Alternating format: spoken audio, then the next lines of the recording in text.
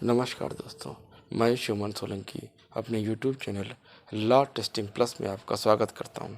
आज मैं आपसे उत्तर प्रदेश नगर नियोजन विकास अधिनियम 1973 की धारा 3, धारा 4, धारा 58, धारा 6 के ऊपर चर्चा करूंगा।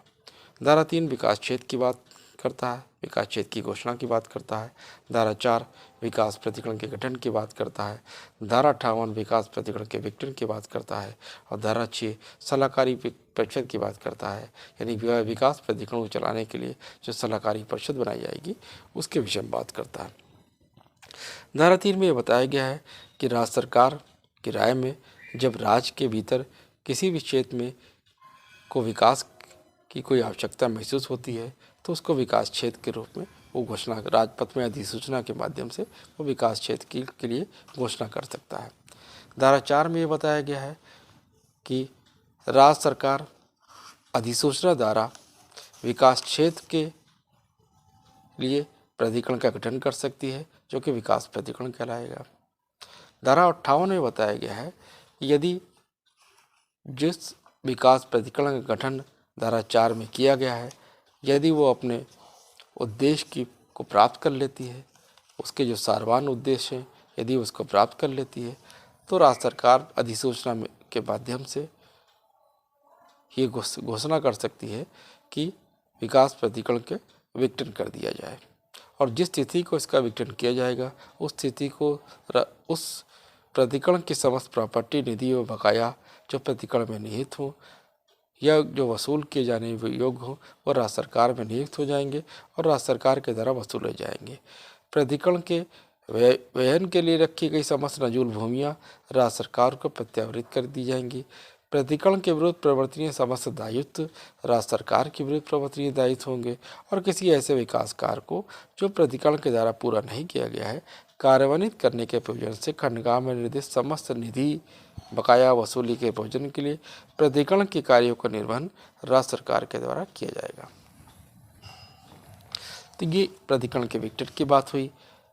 अब अगर आप सलाहकारी परिषद की बात कर लेते हैं कि प्राधिकरण को चलाने के लिए सलाहकारी परिषद की आवश्यकता होती है, तो ये धारा सलाहकारी परिषद जो है जिस सेक्शन 6 में बताया गया है, यहाँ पर कहा गया है कि राज्य सरकार यदि उपयुक्त समझती है तो महायोजना की तैयारी और विकास की योजना से संबंधित अन्य विषयों पर या इस अधिनियम के प्रशासन से उत्पन्न यह के संबंध में जैसा प्राधिकरण द्वारा इसे निर्देश किया जाए, प्राधिकरण किसको सलाह देने के लिए एक सलाहकारी परिषद का गठन करेगी।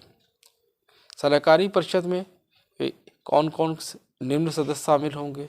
प्राधिकरण का अध्यक्ष होगा, पदेन जो अध्यक्ष होगा, मुख्य नगर एवं देश नियोजक, उत्तर प्रदेश मुख्य अभियंता, स्थानीय स्वशासन अभियंती विभाग उत्तर प्रदेश पदेन होगा, निदेशक चिकित्सा एवं स्वास्थ्य सेवा उत्तर प्रदेश या उसका नाम निर्देश थी जो कि उप निदेशक की श्रेणी से निम्न न हो।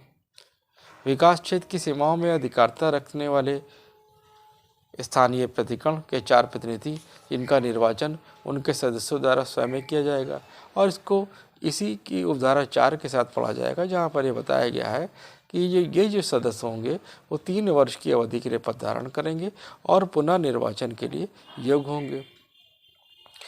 परिवहन आयुक्त उत्तर प्रदेश या उसका नाम निर्देशित जो कि उप परिवहन आयुक्त की श्रेणी से निम्न न हो। अध्यक्ष राज्य विद्युत परिषद उत्तर प्रदेश या उसका नाम निर्देशित पदेन। लोकसभा और राज्य विद्युत परिषद के सभी सदस्य जिसके निर्वाचन क्षेत्र में विकास क्षेत्र का कोई भाग आता है। राज्यसभा और राज्य विधान परिषद के सभी सदस्य जिसका विकास क्षेत्र में अपना आवास हो। अब आवास के विषय में उपधारा 3 में बताया गया है, जहाँ पे बताया गया है कि निवास स्थान वही माना जाएगा जो ऐसे सदस्य के रूप में या उसके निर्वाचन या नामांकन की अधिसूचना में यथास्थिति वर्णित है। और उपधारा 4 में एक बात और बताई गई है कि जो सदस्य परिषद में 3 वर्ष की अवधि के लिए पद धारण करेंगे उनके पद की अवधि त्यों ही समाप्त हो जाएगी जो ही स्थानीय निकाय में जिसमें वो निर्वाचित होता है सदस्य होने के लिए प्रवृत्त हो जाता है। उपधारा 5 में बताया गया है कि सलाहकारी परिषद में विकास क्षेत्र से भिन्न विकास क्षेत्र के संबंध में इतने सदस्य शामिल होंगे जो राज्य सरकार द्वारा इस निमित्त सामान्य या विशेष आदेश द्वारा निर्धारित किए जाए। सलाहकारी परिषद की बैठक तब होगी जब अध्यक्ष की तरफ बुलाई जाएगी, परंतु इसकी बैठक में वर्ष में कम से कम 2 बार अवश्य होगी।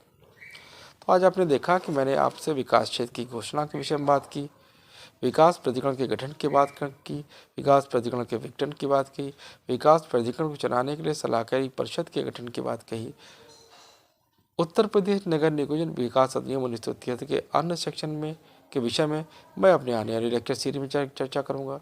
यदि आपको मेरा चैनल समझ आता है तो कृपया इसे लाइक करें, सब्सक्राइब करें, शेयर करें, कमेंट करें। तब तक के लिए जय हिंद, जय भारत।